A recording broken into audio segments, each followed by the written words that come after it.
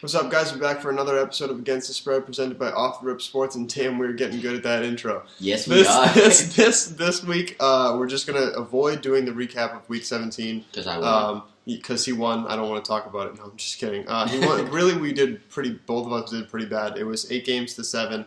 The theme of the week was that my teams won the game but didn't cover the spread. But either way, he won 8-7. That is up on our Twitter page at @sportsOTR_OTR on Twitter. Give it a follow. The whole thing, yeah, please. The whole thing is up on Twitter if you wanna check it out. We're gonna talk about a few different things this week. We have a few different things that we've wanted to talk about for a little bit. And since the season is over, we want to talk about NFL MVP first. I'm done with the whole Zeke thing. First of all, yeah. It's over. He didn't play in the last game. There's 3 quarterbacks that I think have a very legitimate shot. There's one quarterback who has a legitimate shot. We got stats. We got stats for you guys. We're gonna we don't have like he thinks it's Brady. I don't know who it's gonna be. It's kind of like I don't think it's Brady. I think it's gonna be Brady. Like I hope it's gonna be Brady, but like everyone knows the NFL hates Brady. Like I don't know if they'll give it to him. Like so. We're going to go over each of the candidates, and I don't even know if one of them actually is an actual candidate, but he's not. He's not, right? Because no. All right. So it's basically, in my opinion, Tom Brady versus Matt Ryan versus Aaron Rodgers. It's not versus Matt Ryan. Matt Ryan has some nice numbers, dude. He also has Julio Jones. And that is a good point, but and Devontae Freeman. That's true. That is true. You know what? The one thing I didn't put on here is their 2 records. And yeah. So Brady has 3,504 yards, 554 yards for 28 touchdowns, 112.2 passer rating, and 2 interceptions with a 14-2 record. Pretty good, pretty decent for 39 years old. Matt Ryan has 4,944 yards with 38 touchdowns, 10 more touchdowns, 117.1 passer rating, and 7 interceptions. Pretty good. The only thing that he has on that Brady has on him is interceptions. And also Brady did it with a bunch of white guys. A bunch of white guys. That's true. Julio Jones is pretty good, but I don't even know if they take that. I don't even know if they take that into consideration. And also Aaron Rodgers with 4,428 yards, 40 touchdowns, 104.2 rating, and 7 interceptions. Rodgers is an alright candidate. I think Rodgers is more of a candidate than Matt Ryan. Just because of what he did late in the season. I think Aaron Rodgers is going to win the MVP. He guaranteed the 6 straight wins. He said they would. He did, and he put them in the playoffs, and he won their division, and he probably, I think, gave them a legitimate shot to make the Super Bowl. Yeah. A legit shot. Yeah, because 40 touchdowns, dude, that's insane. Peyton Manning won the MVP when he had 25 touchdown passes.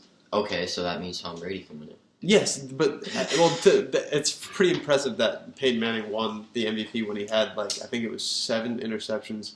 I hate Peyton Manning. And 25 touchdowns. And in 4 less games, Brady had 28 touchdowns and 2 interceptions.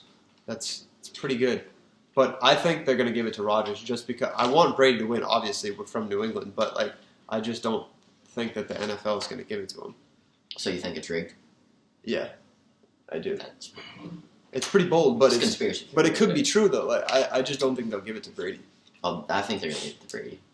Because if they don't, I hope they prove me wrong. It's going to look rigged if they don't give it to Brady. It's going to look rigged? Yeah. It is going to look rigged because he does deserve it. Because, like I said, when I made the argument about the NBA MVP, you have to look at stats plus the record. And he obviously has the best record in the NFL.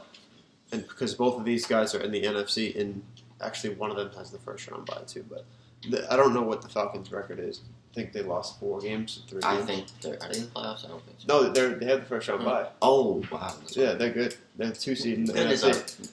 They're going to lose the first game. You heard it here first. First round bye. Who would they play? We'll go over that. We'll go over that right now, actually, because since we're on the topic of NFL, we're gonna go to the @sports_OTR page. This is where you get this right here. It's @sports_OTR. We have a couple of things on here. Insightful. Boom, playoff picture. There it is. Boom. NFC. What are we going to talk about first? The AFC. Okay. Patriots and Chiefs has the first round bye. Then the Chiefs knocked the Raiders out of it because they lost.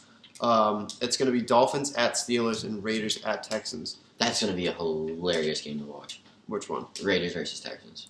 It's going to be bad because they're both mediocre at this point. Both just have because the mediocre Raiders quarterbacks.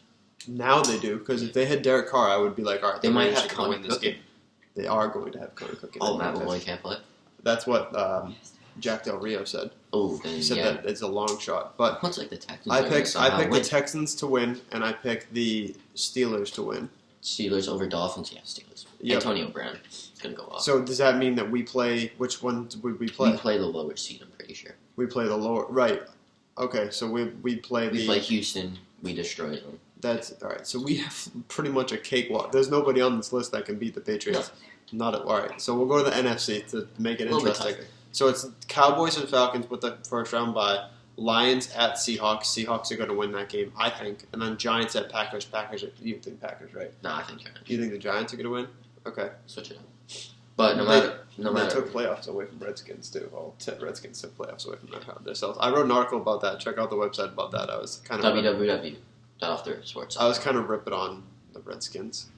Yeah, that's what you get for everything. Cousins won't have a job next year, the poor kid.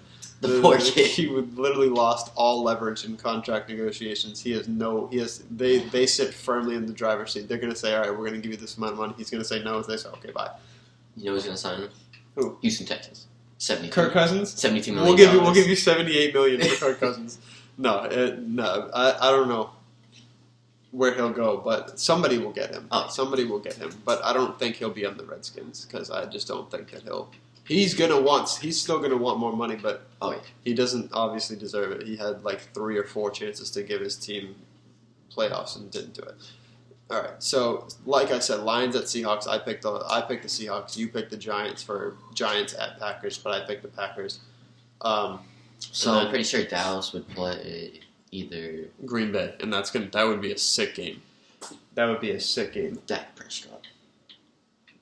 That would be. Dak Prescott. Did you understand their approach this week? Or no? Dallas?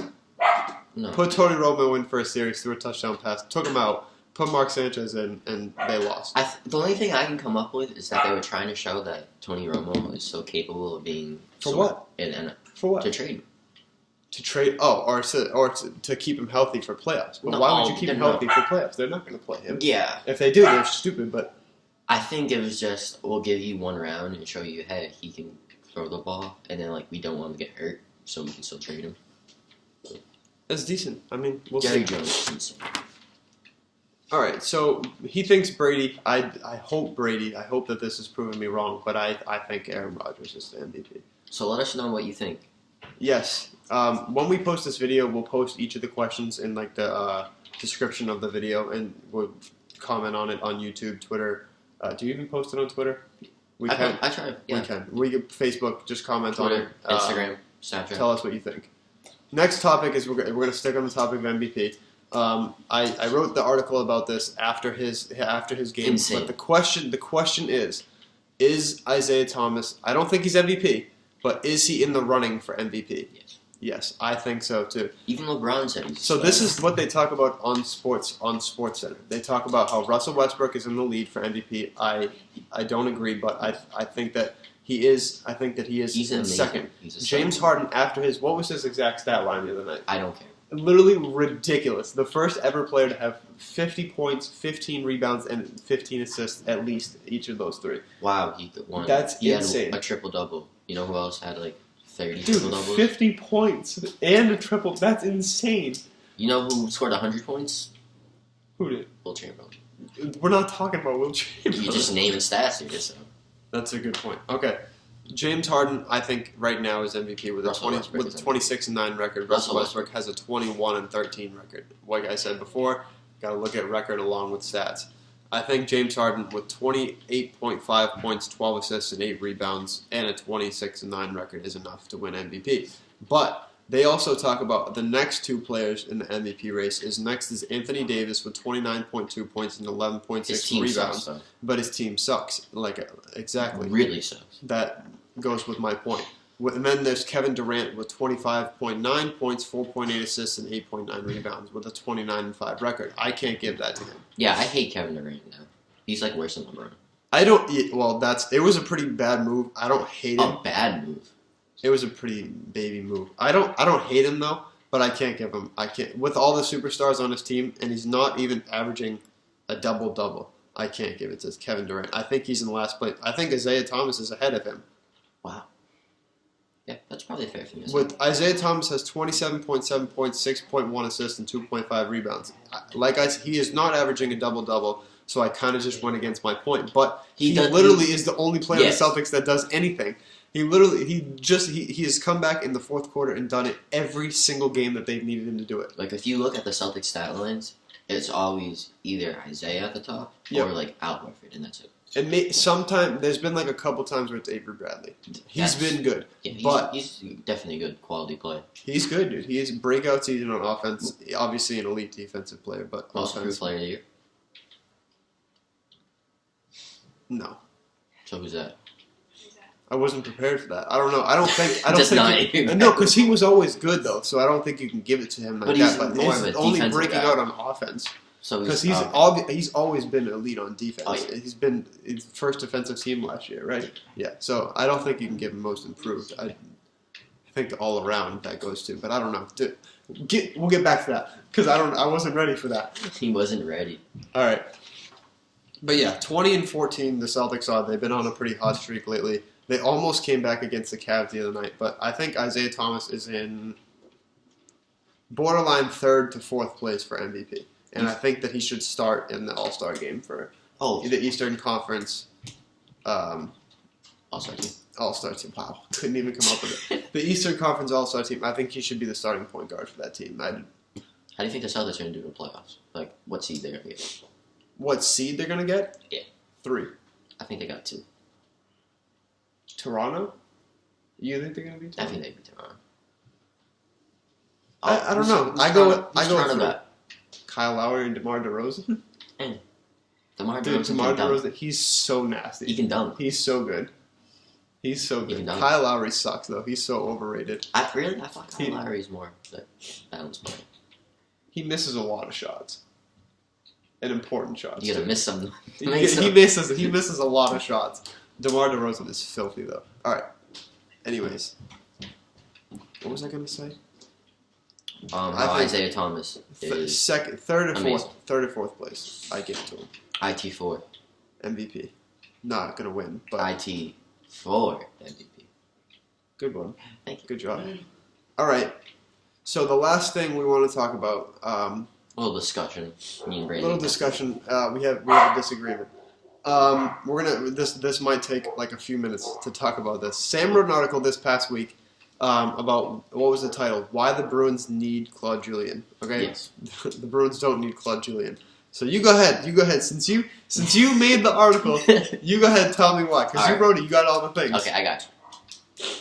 So a lot of the Boston sports media, after a horrendous start, which it was, to the Columbus Blue Jackets game. Yep. Yes, you know what I'm talking about? Yeah, I do. 3 straight goals. Antoine Cordova sucks as a goalie. He's pretty bad. Yes. So, they were saying that it is time to shake up things here in Boston. And I feel like that's not the truth. What the Bruins need is some consistency here. They do need consistency. Okay. They are a decent team, but they need consistency. Yes, they are a good team. They can make the playoffs. They should make the playoffs. And, Claude Julien, even though he's looked at being an RV coach, he's really overlooked because he's the winningest coach in Boston history. True. It is true. Yes. And he brought... Did you ever think we would see a Stanley Cup champion in the Bruins in 2011? 2011. 2011, yeah. Like, he's somehow brought that team, and I grew up with Joe Ford and Sergei Samsonov, and not being close to a championship. Right. So I feel like what he's done is, we should give him a break. Do you want me to go now? We had 2 rough seasons, He did. He's had a couple of. This has been 2 years since we made the playoffs. Which isn't acceptable. Which is not acceptable. Last year we actually should have made the playoffs last year. Oh yeah. But one game. I feel like another coach wouldn't be able to do what he does. Or improve. Before I start, I want to say that before I even talk about coach, I want to say that in the GM office, like in the front office, there should not be ex-hockey players in the office. Why do you feel? Just because they know how to play hockey doesn't mean they know how to own hockey. It's just they do a bad job. Every team that is owned by an ex-hockey player doesn't do well. They make the wrong trades. They think they know what they're talking about just because they were good at hockey, but they don't know what they're talking. We have Cam Neely. I think Cam Neely's good, though. He's doing a decent job. Don Sweeney sucks. I don't like Don Sweeney, and I don't want Ray Bourque in our front office. I don't like Ray Bourque, but it's for weird reasons. I don't want Ray Bourque in our front office. I know. It's Bobby Orr, my bad. You don't like Bobby Orr? No, it is Ray Bourque. It's Ray Bourque. It's Ray Bourque. How can you not like Bobby Orr? No, it's Ray Bourque because when I was a freshman in high school, I wrote a letter to him for his school project. Did not respond to me. Of course he didn't. I even wrote about his son. I wrote about his son. Like, about, so how is it to watch your son? You tried to touch his heart. Yes, and you know what he did? What? He just gave me 2 middle fingers. Yeah. So, Ray Bourque, you suck. Yeah.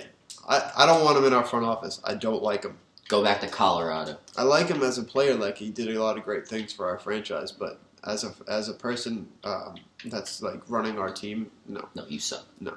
Don Sweeney, definitely not either. I don't even know. I didn't even know who he was. No, I knew some bold moves. He traded Riley Smith for Jimmy Hayes. Jimmy Hayes. Yeah, he should be put in handcuffs. He's stealing money from his contract. The one thing that was really good, he somehow got rid of Mark Savare's contract. That was impressive. But he traded Riley Smith. Jimmy Hayes is looking terrible. Looking terrible. He has 2 goals, no other points whatsoever. He's horrible. Garbage. Garbage. Useless. All right, now I'll go. So you picture this. You write a book. You write a book, right? Yes. You got a nice cover. People buy it for a couple years. People buy it, and then from now on, nobody's going to buy that book anymore, right? I don't know if that's they've seen the book. They've read the book. Everything's the same. They're not going to make the playoffs. We got a decent team. We'll get first round. We'll not make the playoffs, or we'll get first round, but we won't get any further than that. But the only way to get that book to sell again, because you can change the inside pages all you want, which is the players. You can change that all you want, but if you don't change the cover, people are going to see the same thing on the shelf. People are going to see that cover is there you go. That's good, right? They're going to see that exact same book on the shelf, the same cover, and they're not going to buy it. This is not going to happen. Nothing is going to change.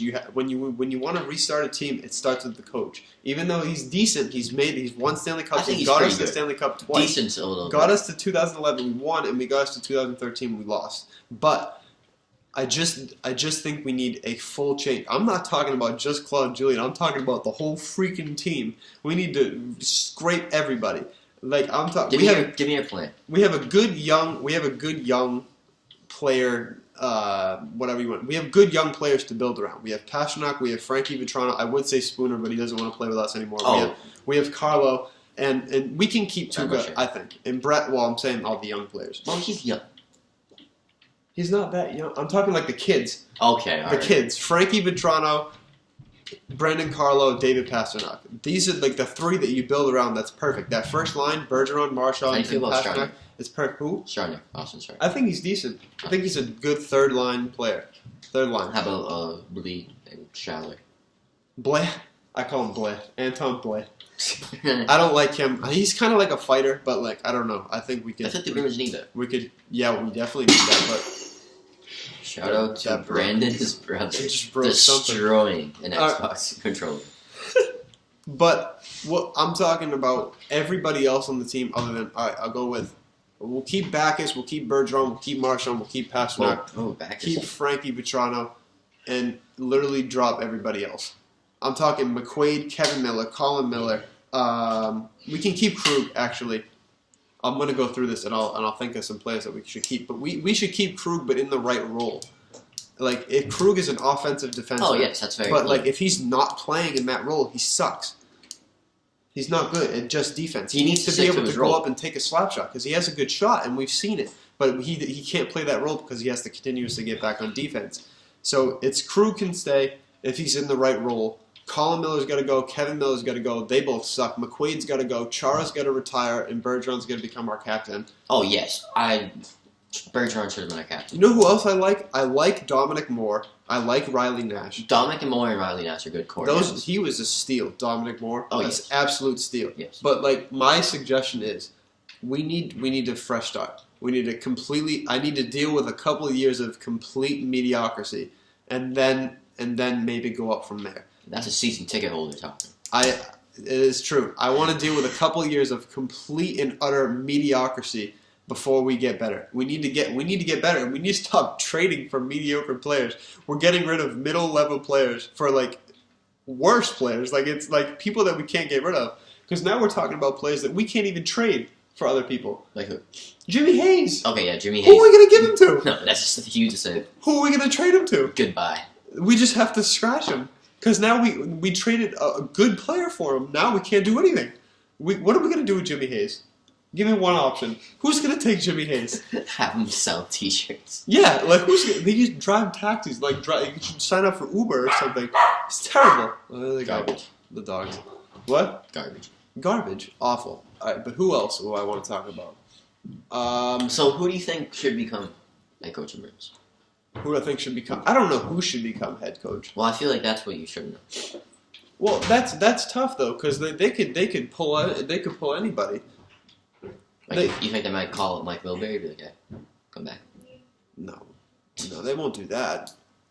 But I don't know who they'd do though. Like I just think that I don't think that Claude Julien's a bad coach. I think he's done a lot of good things. But if we're gonna restart our team and try to get consistency and get like a decent team that can make the playoffs, we need to start with a head coach. Because 2 years without making the playoffs is unacceptable. They shouldn't have made the playoffs. At least. Last year we had one game to make the playoffs and we lost by like eight goals. Yeah, it was pathetic. That's pathetic. But anyways. That's all I have to say. I thought the book thing was pretty good. I'm not gonna lie, that was pretty amazing. That was pretty good, right? So but I think we can both agree the Bruins need to get rid of a good amount of players. Yeah, they need a clean slate. Also got young guys like Zaboral, Jake. We have a lot of good players in Providence. I say let the kids take over.